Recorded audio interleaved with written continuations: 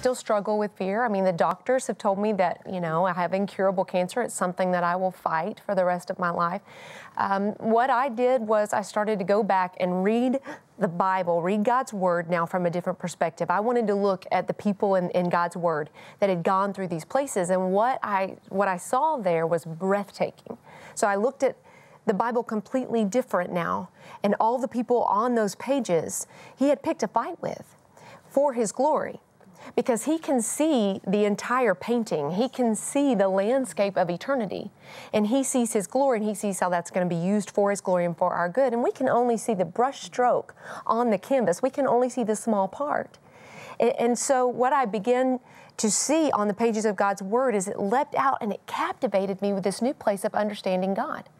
This place of that sometimes catching us off guard. Well, that's faith, first of all, because if we know what's going to happen to us, there's no trust in that. If we know the end scene, if we know the final product, where are we trusting God? He's got to catch us off guard. It's got to be something we would never expect, because that's where great faith is developed.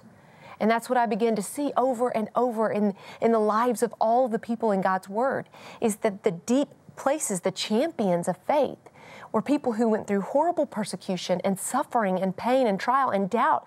And God was not caught off guard by any of this. He was not surprised by any of this. He was the author of all of this, and He wasted none of it.